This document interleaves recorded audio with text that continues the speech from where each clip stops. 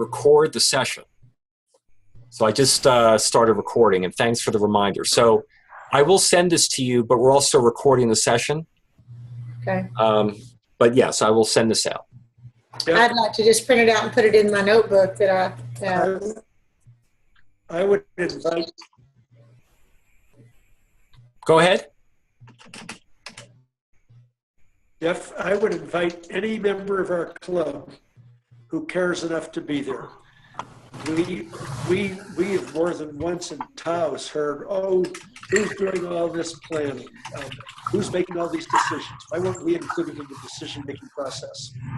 And I think it's important that there's opportunities for new members who may not be board members, Yes. for example, or incoming board members to show up if they.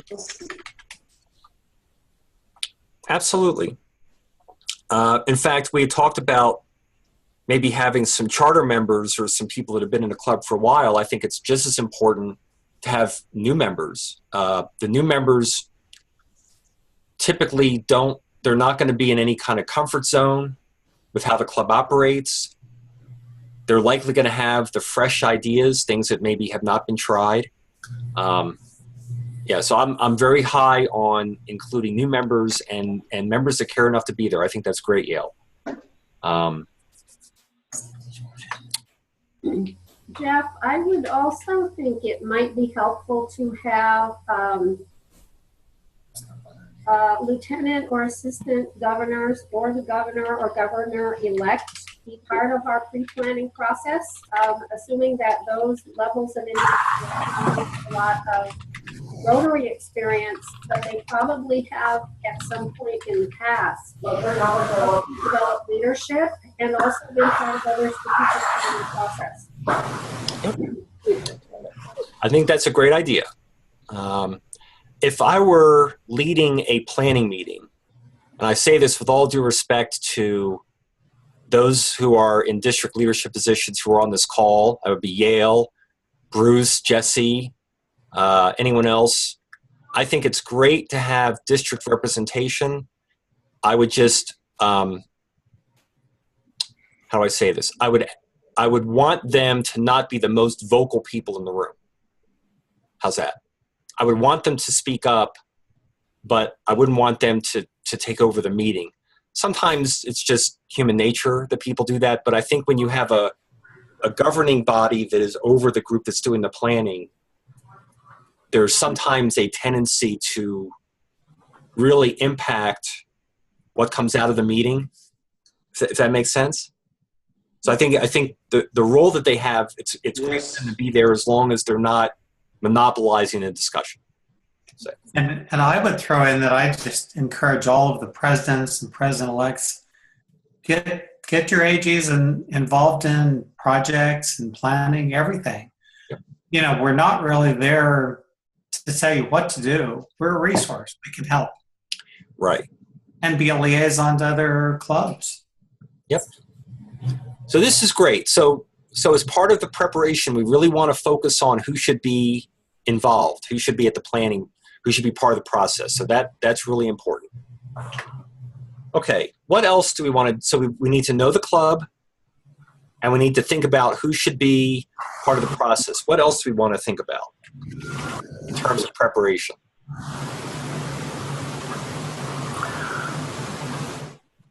Well, Jeff, how about the fiscal responsibility of the club? I mean, are we in good standing, or do we need to know anything about, how much money we have in various foundations and various accounts and things like that? How about the financial health? Yes. Yep. So how have we been doing financially? Budgets, fundraising, expenses. What have we been doing? This, how have we been spending the money? Do we have a foundation that's a separate entity that we have a relationship with, and so on? But we definitely want to look at the how the club has been doing financially. That's also part of the Know Your Club, but it's specific to kind of how's it doing financially. Yep. Correct. Yeah, I would suggest that we also would want to see what plans were in previous years. We don't have to completely reinvent the wheel.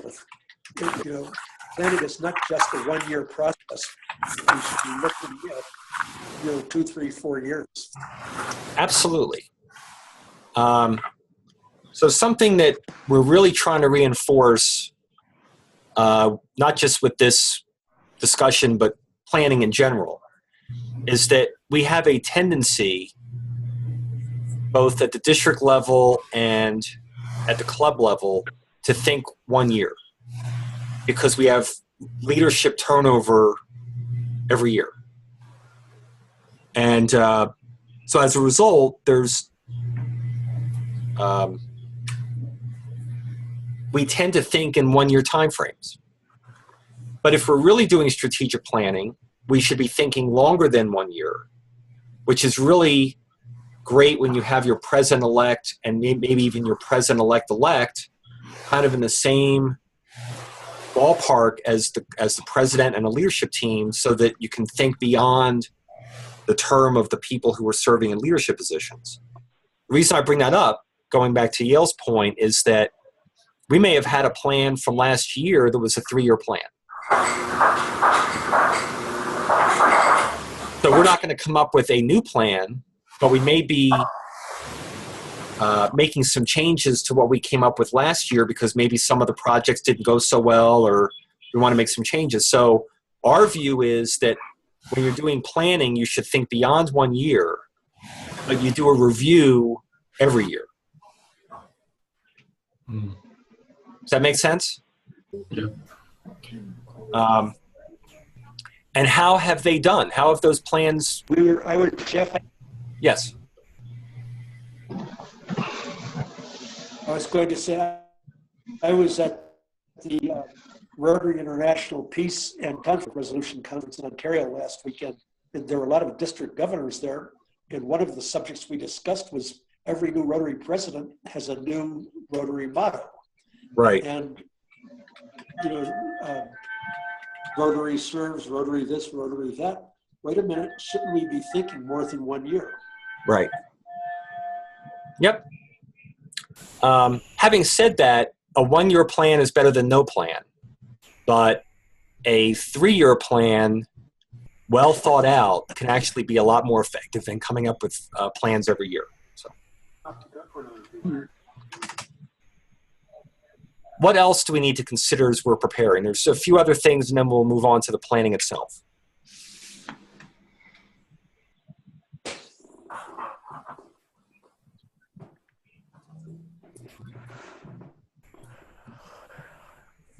All right, hearing none, I'm going to throw one in there. RI and or district plans. So wouldn't it be nice, as we're doing our planning, to know what the plans of the district are that we're a part of, or to know what the plans are of Rotary International that we're all part of? And again, in this module, you've got that last attachment, which is basically the Rotary International priorities and goals. That to me is really important. I don't know if you can all see this, but we may do a plan that makes us go this way, but Rotary International's plan wants us to go this way. So as long as we're part of Rotary, as long as we have that brand, we want our goals and our focus areas to at least be in the same ballpark as Rotary International and our district. Otherwise, why are we a Rotary Club? That doesn't mean we can't be innovative, that we can't do new things, but there's certain things about Rotary that we want to adhere to, like giving to the Rotary Foundation and membership and those kind of things. So if we have that information, that's really important for preparation too.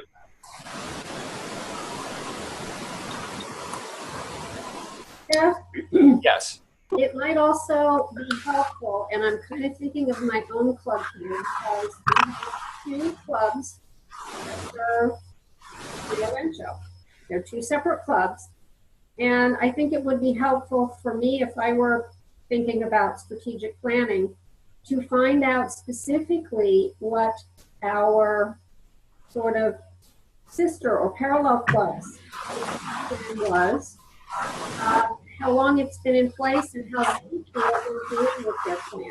Because your example of going this way, and Rotary International wants us to go this way, you have two clubs or more within the same area. I think you want to appear harmonious to the community and sort of working in the same direction, so you're not at cross purposes. That's great. Appear harmonious.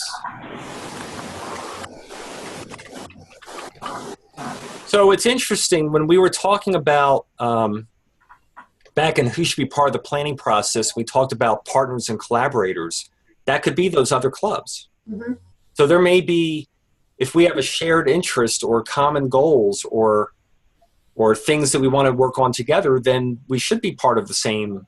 Now, we may not have everything that we're doing the same, but there may be enough commonality where we want them at the table. Yeah. Excellent. So the notion here, Leland, did you have anything you needed to add? I see you're on the phone. Oh, no, I don't have anything right now. Okay. So obviously there's a lot to think about. And for those of you who are president-elect, this is the kind of stuff you want to be thinking about now. Even though your term doesn't start until July, it's going to take some time to kind of gather all this information, get the people invited, figure out when you're going to have the meeting.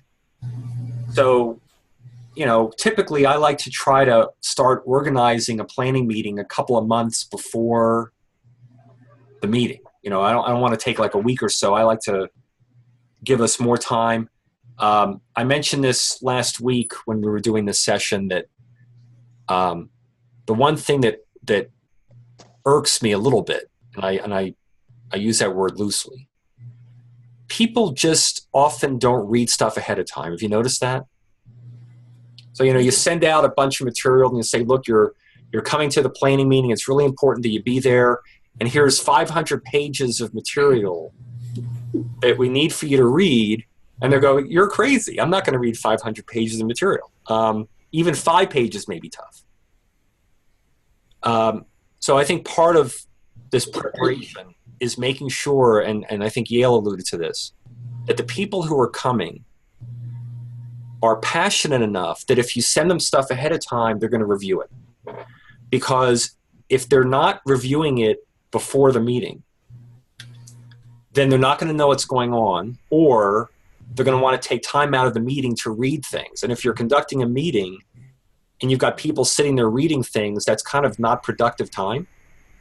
So all this information that's being put together, you really want to try to persuade people to really go through it and ask questions and really understand it before getting into planning. Any other thoughts or notions about that? I think that's just our human nature. We're all volunteers. We've got other things going on in our lives. That's another reason I try not to rush people to read this kind of stuff, but it really is important that people come prepared. There's nothing better than a crisp, effective planning meeting, and there's nothing worse than an ineffective, not crisp planning meeting. So, other thoughts, comments? For those of you who are in business, does this seem kind of similar to how you think about planning?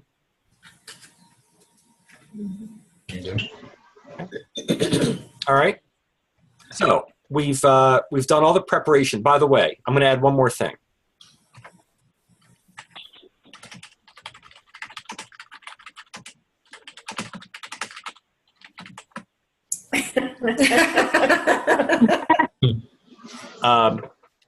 First time when I was a consultant, I was asked to facilitate a planning meeting. I said, sure, I'd be more than happy to. And I learned the organization and all of that. And we got there and there was no food because they thought I was bringing the food. And I said, well, why would I bring the food? And it was a disaster. Oh. People like to eat during planning meetings. I don't know. Maybe it's just because they're using their brain cells, but it really is important to get all the logistics figured out. Where are we having this? Do we have a good room where we can, where we can meet around the table like Camino Real has their club meetings down in El Paso? Make sure you got the logistics figured out. Have some food. Make sure it's not too cold. All that kind of stuff that makes a meeting effective. You want to make sure you've got that in place too. Okay. There is a noise coming through a line. Maybe what some of you can do is mute your audio if you're not participating. That may cut back on whatever that noise is we're hearing. I'm not sure what that is. Okay, let's move on to planning. So we sent out all the materials. We have the room set up. We're all ready to go. Now we're in the room and we're doing our planning. So this is also where we're going to be developing our plan. So the planning itself is going to produce either a new plan or it's going to be a revised plan from the previous year or two. So what do we want to accomplish in that planning meeting? What content of that plan do we want that we're then going to execute as a club?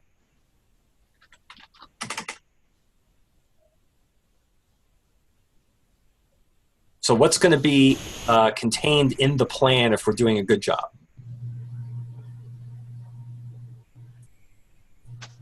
Goals. Goals. Set for your club. Yep. That's probably it's one of the most important parts of the plan. And I'm going to throw in an acronym because I like it. And it's one that is easily remembered. SMART goals. Has anyone heard SMART for goals? Specific. Yeah, let's go. So let's see. Specific. Specific. Yep. Measurable. Measurable. Achievable. The other one is, Realistic? That's Give me it. 1 second. Okay. Getting my screen. Realistic. Timely. Timely. Yep. There's a few other words that are sometimes used, but that's great. And let's talk about those for a second. Let's start with specific. So if you set goals that are not specific, so let's say world peace is a great goal, but it's not real specific. Like, what does that mean? And if it's not specific, people are going to naturally interpret it different ways. And if that happens, then you don't have everyone on the same page. So you want your goals to be as specific as possible. What about measurable?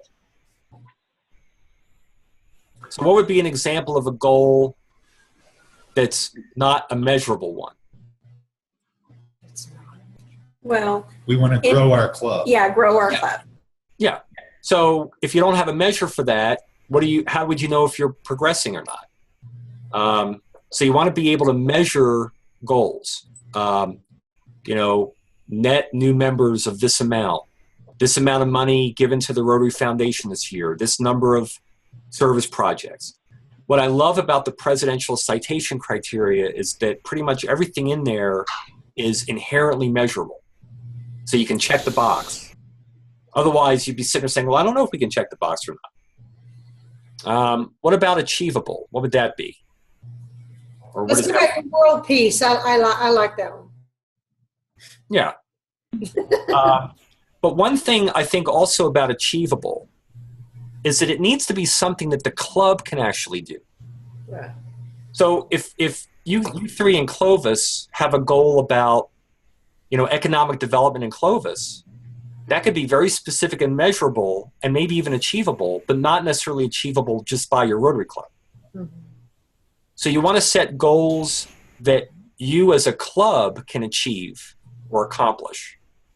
Even if you have partners and collaborators and other people, it's like, can we do this? Is this something within our universe?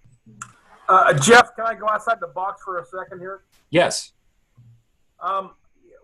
As a strategic planner at various institutions that I've worked at, I'm always worried about sustainability, meaning as we get changeover in leadership, do we sustain what we're actually trying to do from year to year, regime to regime? I mean, sustainability is always the most important thing to me. I would agree. Can I say something about that? Absolutely. I'll use our club as an example because that's an excellent point. And Rotary as a whole suffers from this syndrome where we change leadership very often. So if this is going to work, you have to have, as Bill was saying, you need to have some kind of a methodology for carrying it on beyond the current year. So what we did, and I'm going to go ahead and give you the credit for this, Jeff. Jeff preceded me as president of our club, and he came up with a 3-year plan. And he then twisted my arm to be the next president. And I said, okay, I will. And I am going to adopt the goals that whatever you come up with, I may come up with something in addition to that, but I will adopt all of your goals and carry on. And I will make sure or do my best that whoever follows me is going to also adopt those goals in the 3-year plan as well. So we built in some sustainability, at least for the next 3 years. We can't project beyond that, but so either in the next year or the following year, we'll have to come up with another plan. So you need some cooperation, and you need to be a little forward-looking in your leadership. Agreed.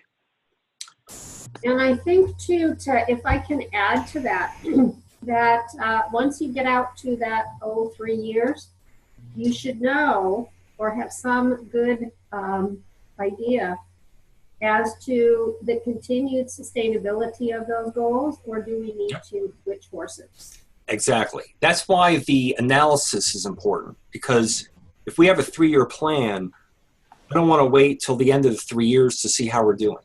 Nope. Because if we're not doing well at the end of the first year, we may need to revisit what's in the plan. So that ongoing monitoring and that analysis is just as important as the planning itself. So, okay, we've got 2 more here. We've got realistic and timely. So who has a sense of why being realistic is important? Well, you don't want to set the club up for failure. That's right. That's right.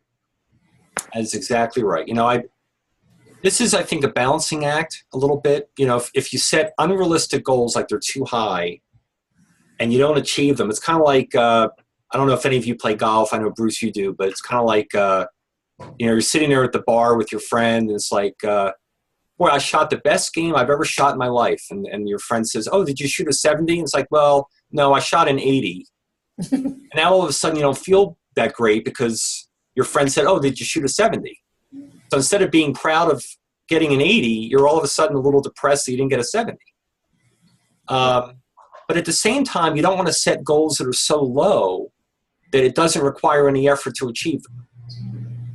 So I like to think about being realistic, but also with a little bit of stretch, a little bit of, we need to stretch our imagination a little bit, not be so in the comfort zone that these goals are just, you know, all like getting up this morning was a realistic goal for me.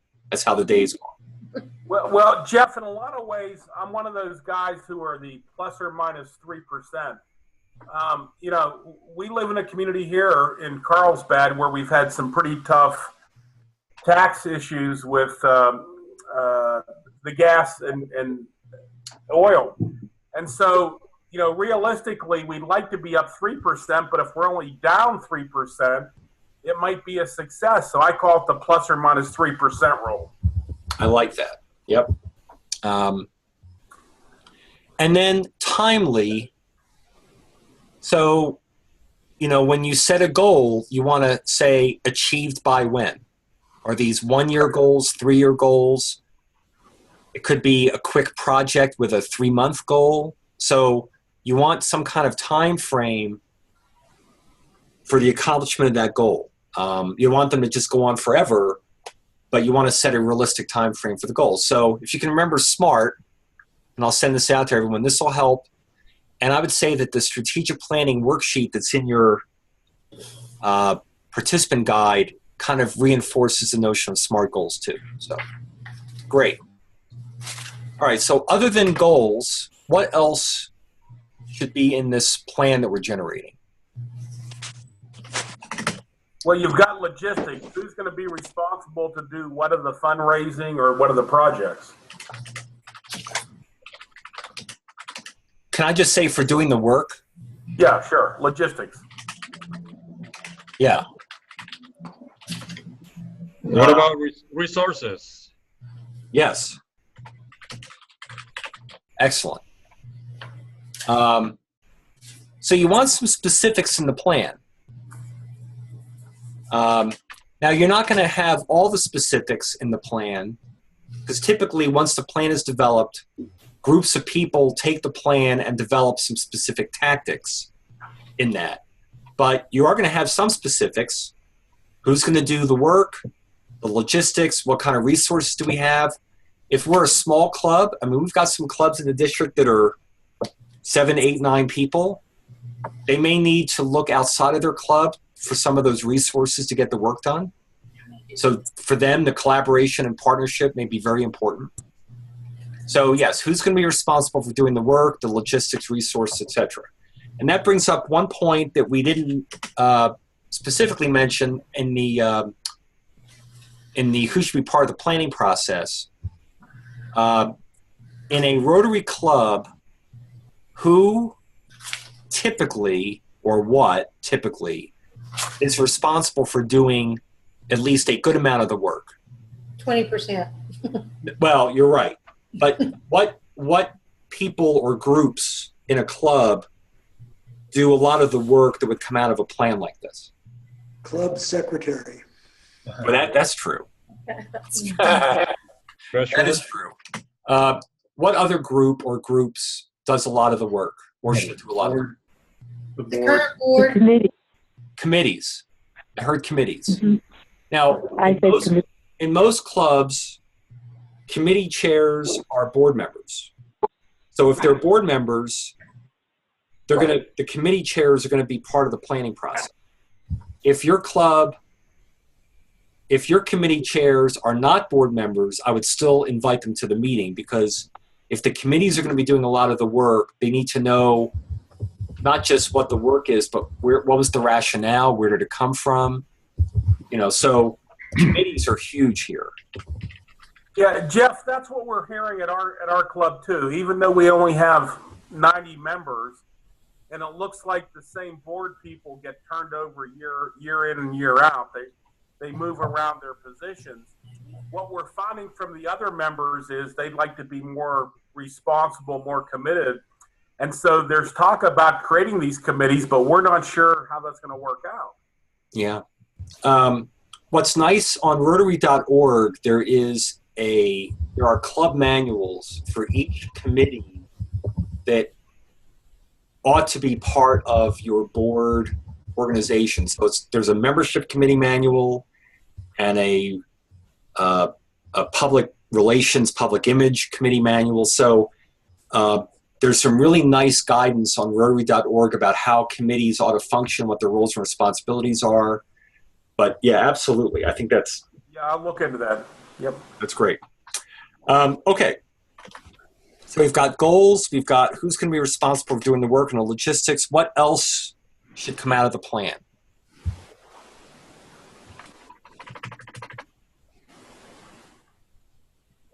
Okay, it begins with an S, but it's not SMART. And it's in the title of the module. It should be strategic. A strategy. So we need to have a strategy. I like to think of the strategy as the how. The goals don't tell me how we're going to do anything. They just say, this is the goal. But we need to have a how. How are we going to do this? And oftentimes, if we figure out what our strategy is here, it leads right into who's going to do the work. Because Yep. unless we have a strategy, we don't even know what work we need to do. 2 words I'm just going to throw in here. I love both the words, but they reflect kind of how important this is. And think about your own Rotary clubs, and you don't have to speak up, but just reflect on this. You can have a lot of busyness. You can have people just doing a lot of things. Or you can have productive people. So you have busy people that get really tired, but they do a lot of things. You have productive people who also get tired, and they do a lot of things, but the things that they're doing are these things. The work that comes out of the plan. The work that all this information and all this discussion led to. If you have a good plan and you can execute it, you're going to have a lot of productive Rotarians in your club. But if you don't have a good plan, or if you don't execute it, you're just going to have a lot of busy people. And, I'd rather have busy people than people that don't do anything, but the busyness may not be that productive. So you're putting a lot of energy into not much accomplishment. Does that make sense? Mm-hmm. Agreed. So Jeff, can Yeah. I go to the board again here for Jeopardy for 2000? Sure. One thing that, and I've been involved in strategic planning in many institutions, we never really have the plan Bs when we're doing our strategic planning. Well, I call it plan B, the contingency Yes. planning.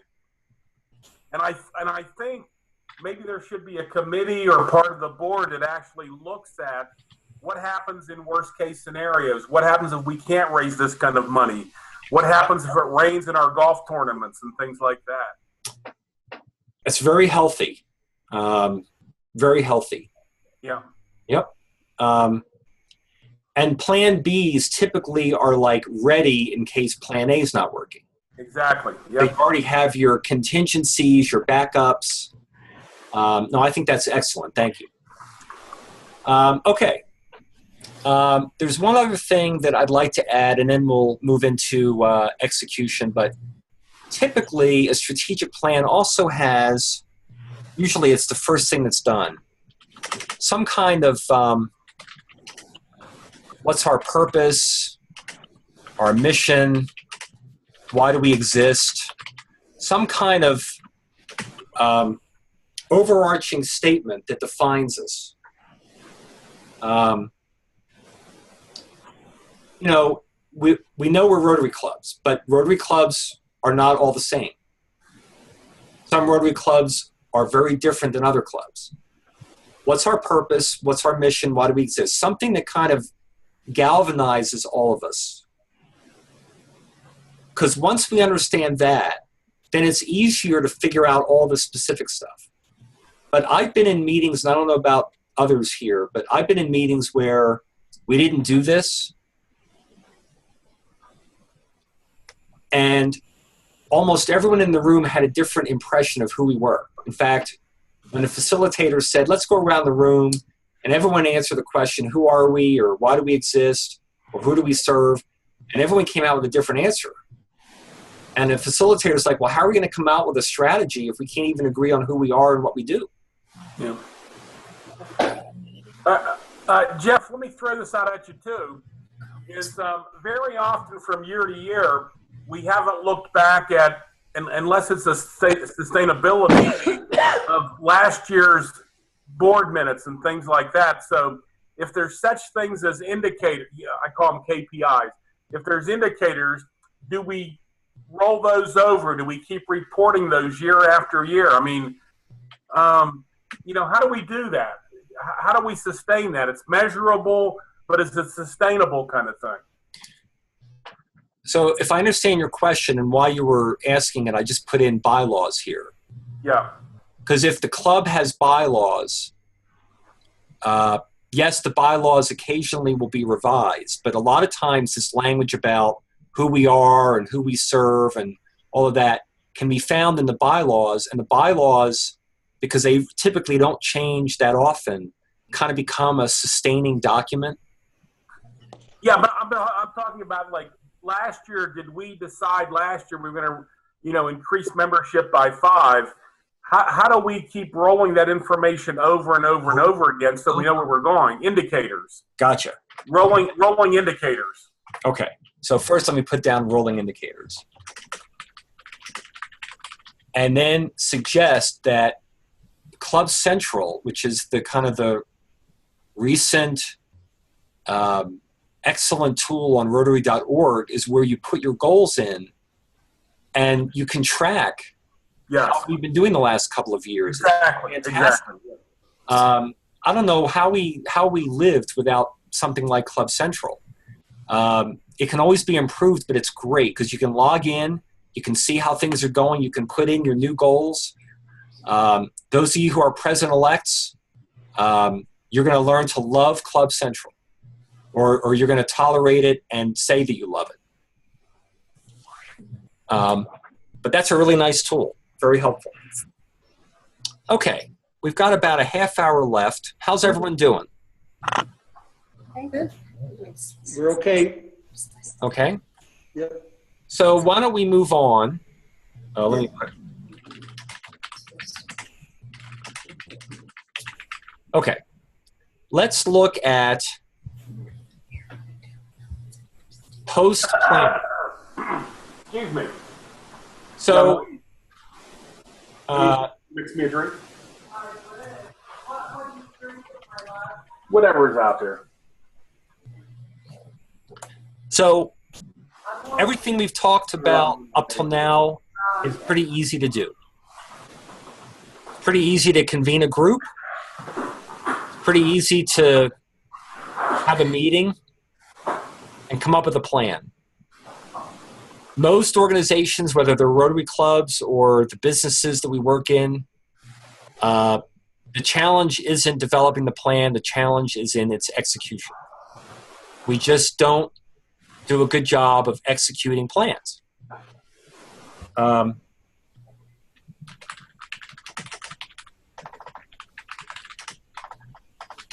So for those of you who can relate to that, what are some reasons that you can think of as to why it is difficult to execute plans? People get busy, that's one. Yeah, we have other things to do, unfortunately.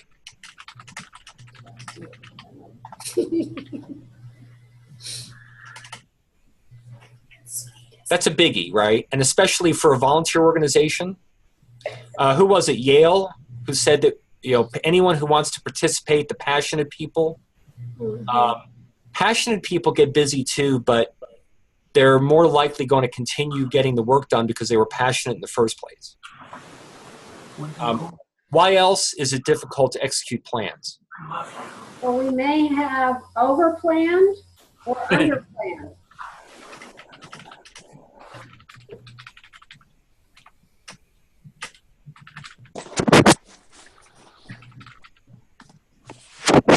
Yep. I would say, Jeff, that it's often difficult to execute plans if you don't get buy-in from the people who work in the planning committee. Yes.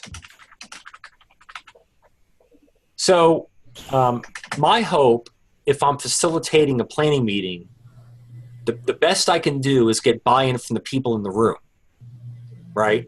Because that's all that's in front of me. But there's many more other people that are going to do things than just the people in the room, right? You've got the club membership, you've got the committees, you've got others. So after the plan is developed, there's going to be this very important step, which we're going to talk about in a few minutes, to try to get the buy-in. And if you don't get the buy-in, plan's not going to execute by itself. So that is extremely true. Anything else from your experience as to why it's difficult to execute plans? You may have unrealistic goals or unattainable goals. Yep. That's why that SMART acronym is helpful. Right.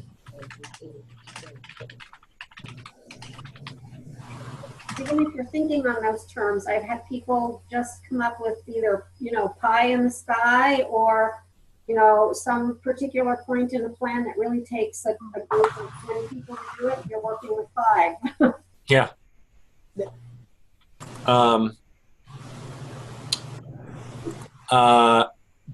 Okay, so there's some reasons why it's difficult to execute plans. There's others, but that is a good list. So let's think about now, knowing that, how do we make sure that we can do the best job we can at executing plans?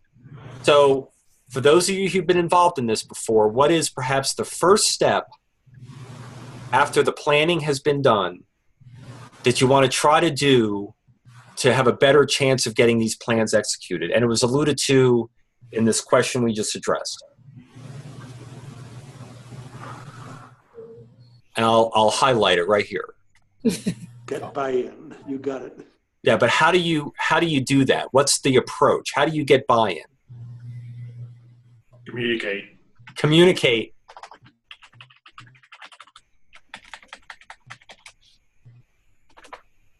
And I don't know about you. I mean, I've seen people that communicate with passion and energy, and I'm ready to say, you know, I'll follow you to the ends of the earth. I've had other people communicate where I'm yawning and I'm not engaged and I'm just kind of sitting there. Whoever is going to communicate this, whether it's the president-elect or whoever, really needs to be engaging, persuasive, clear.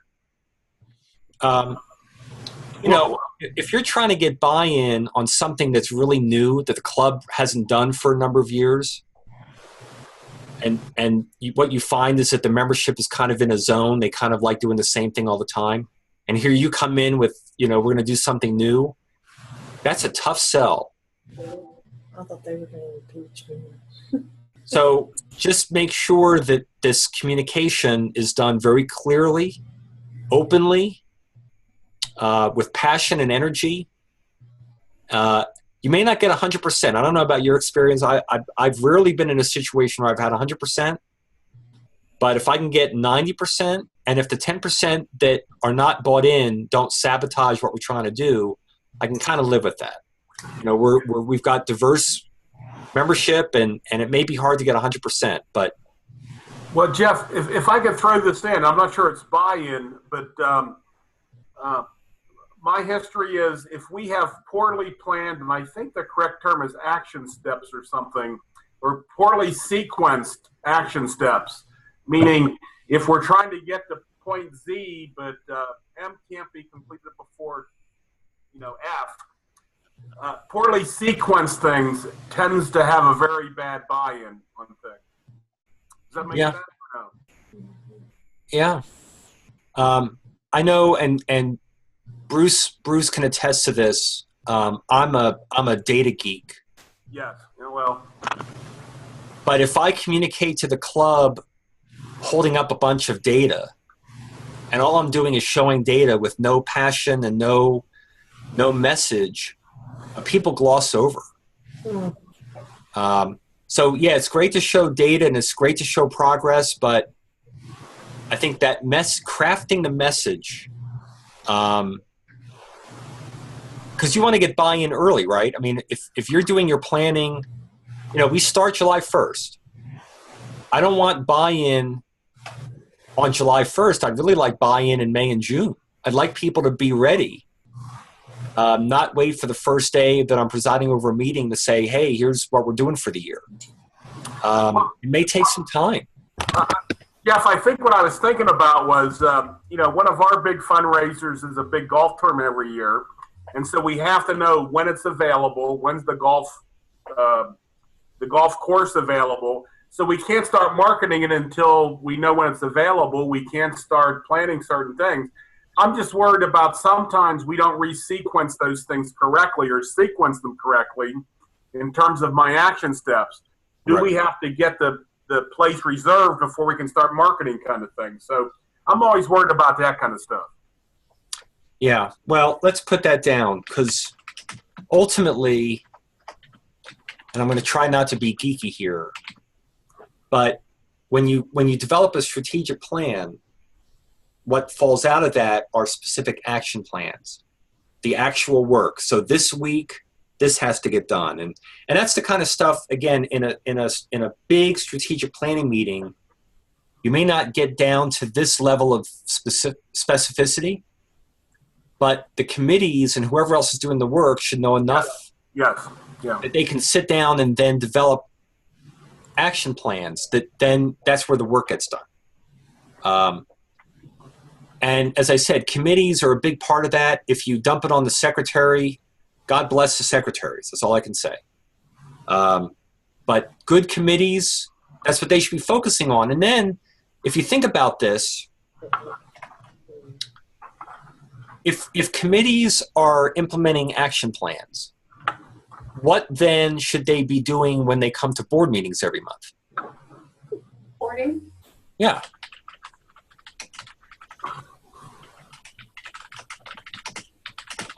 I mean, that would make sense, right? So if I come in, I don't know if you can all, well, you're not going to be able to see this, but if I go to a board meeting and I say, okay, I need to hear from the membership committee, and what I hear is, here's everything we did last week, just a bunch of bullets. Okay, that's fine. But how are we doing towards accomplishing our membership goals? You know, give me some tangible things that either are working or not. Just a bulleted list of activities kind of feels more like the busy rather than the productive. So I'm not interested in just how much is being done.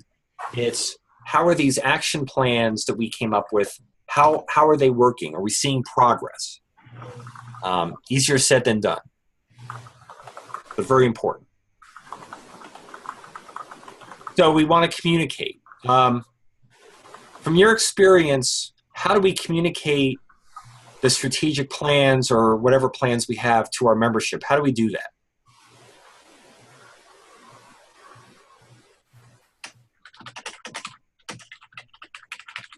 What's your experience?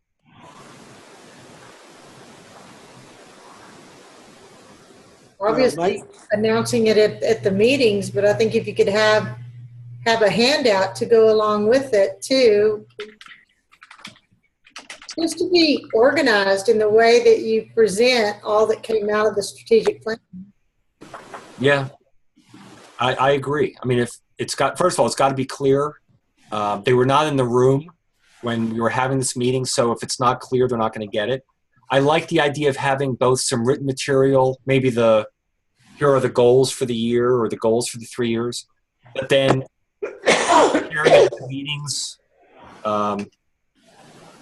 you know, having people stand up in front of the room and saying, here's what we've come up with, and let's all take a look at it. I think kind of a combination works really well.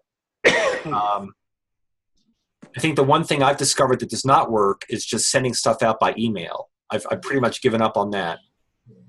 But handing things out at the meeting, having them take a look at it, sharing the discussion, open it up for questions. You know, where did this come from? Why did the board think that this is where we ought to go? That really helps with the buy-in too. So, are you guys okay there in Clovis? We're good. Yes. Yeah. Sorry, I went to get a soda and I had very squeaky shoes. And is there anything in that soda other than soda? Ice? Oh, okay, cool. And a straw, perhaps? All right. But, you know, the communication is really important. I would take some time and really think about this. How are we going to get the buy-in from the club? Clearly communicate this. Any other thoughts on communication? I have one other one, but I want to hear from you first. I'm sorry. I was going to say that whoever does the communicating better be enthusiastic about what the proposal is. Because if he or she isn't, it's not going to generate anything else in the club. That's right. Passion, conviction. Yep, you need all of that. I think the other aspect of communicating is that it should be regular. So what I mean by that is it's great to communicate early in the year. Here's what we came up with. but typically we'll have more buy-in if we communicate how we're doing, let's say every month, every quarter, progress we're making. So this kind of regular ongoing communication, don't leave people hanging. Not everyone thinks about goals every day. So some, you know, and do most of your clubs have club assemblies? Mhm.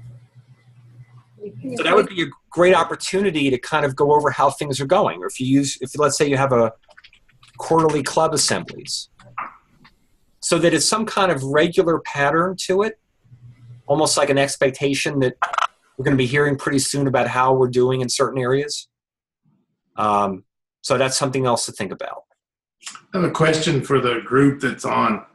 Have any of you in your clubs gotten pushback with regard to trying this and using club assemblies or regular communication of the plan?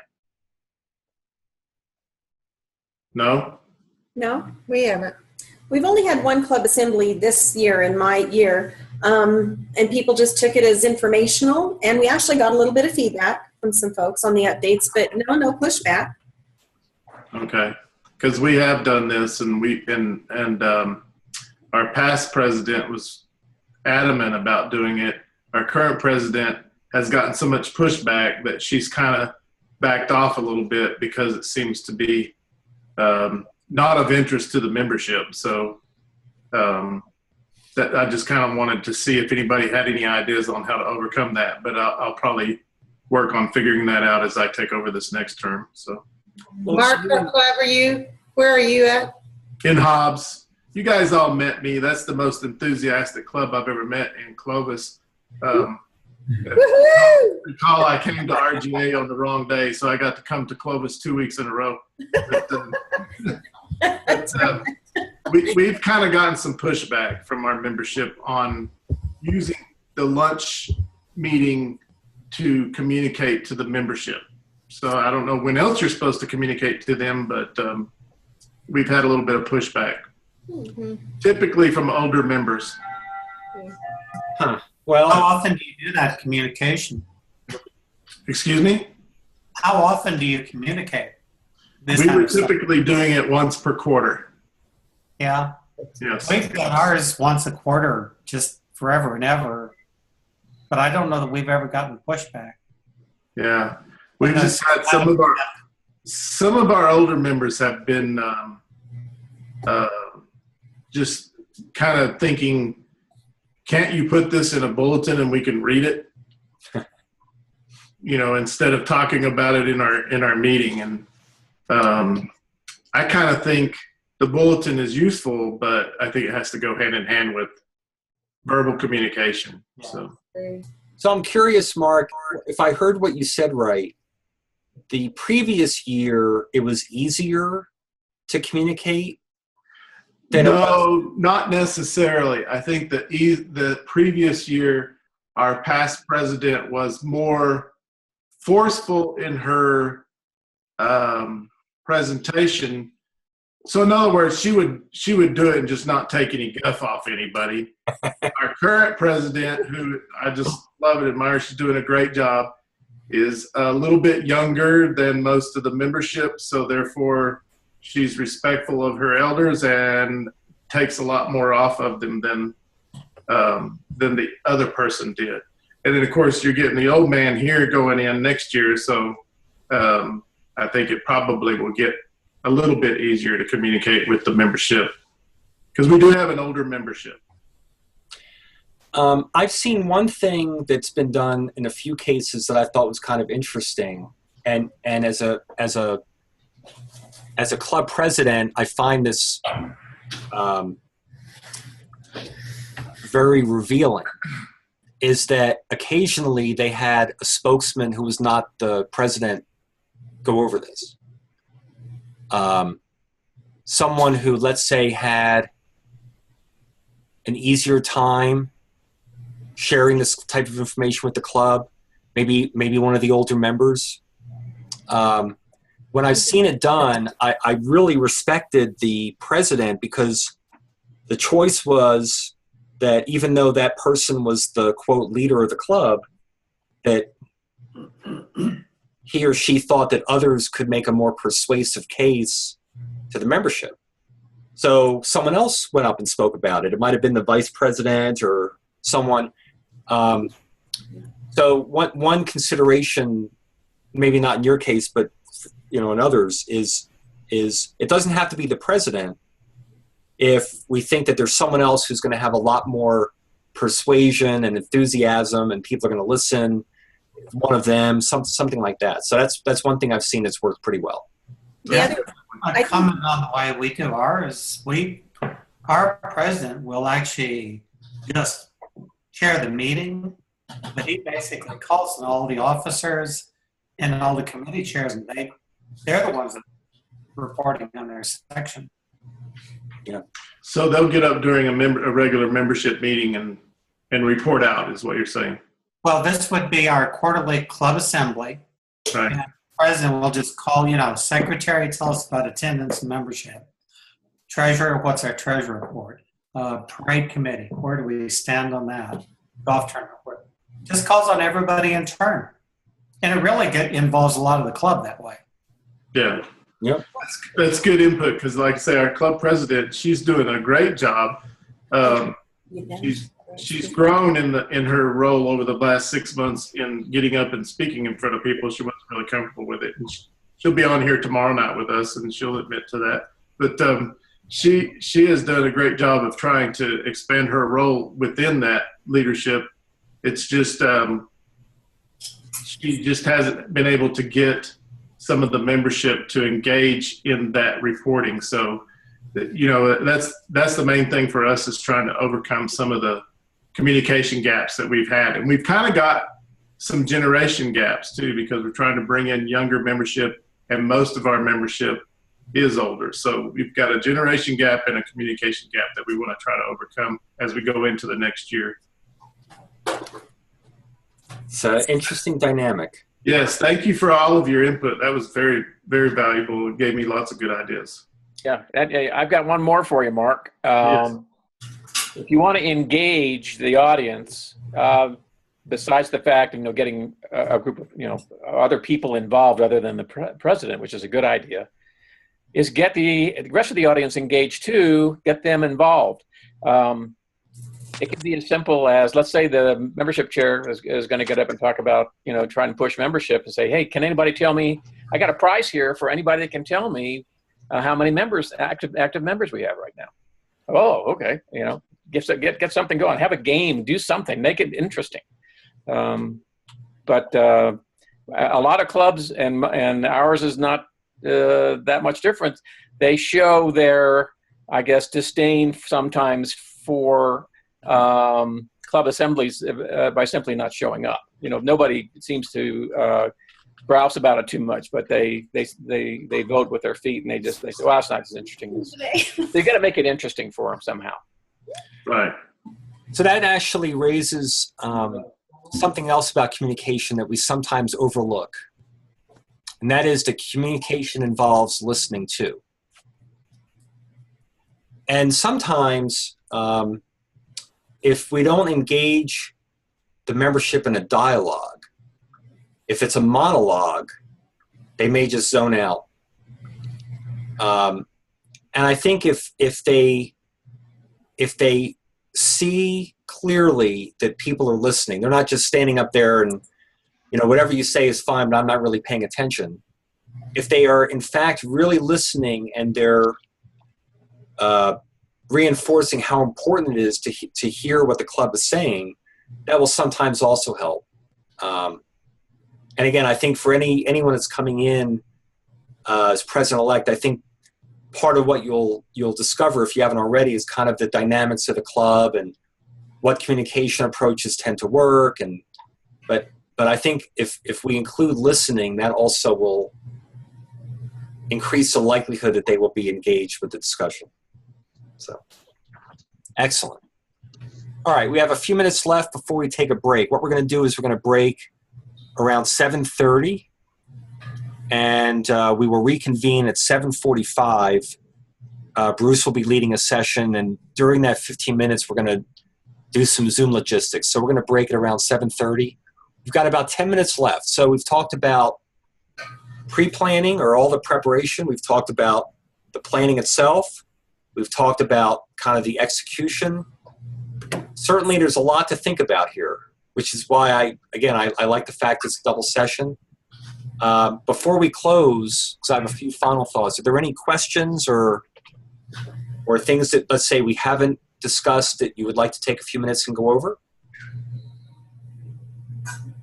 Well, I just have one comment. In our club, as Leo also knows, when we do the 4-way test, we have a 5th step, which is it fun?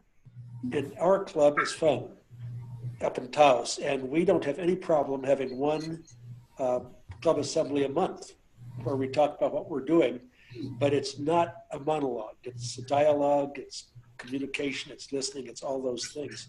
So I think it's really important that a club president helps to make their club fun. Yep. And right, by the Leo? way, Am I right, Leo? That is correct. Our club paid- is a very enthusiastic club. I paid her ahead of time. So going back to something I mentioned a little while ago, for a lot of people, showing data is not fun. I love seeing data. I could spend all day reviewing results. That's fun to me. But I learned pretty quickly that ain't fun for the membership. So, to make it fun, I've seen things where the way the material was presented was done in a fun way. Kind of as Bruce was alluding to, it wasn't just reports and reports. That it was fun. But ultimately, we need to share the information, and how we do that is really up to us. And part of what I would suggest for all of you who are stepping in as presidents come July is try something, see if it works, pay attention to the audience. If you see it's not working, try something a little different the next week. Listen and observe. That's the best way to kind of get a sense of whether you're getting buy-in or not. The one thing I love Zoom. We really like this technology, but I can only see 4 people at once when I have a document up like this. So all of you who I'm not seeing, you could all be sleeping right now, and I wouldn't know unless I was scrolling. Right.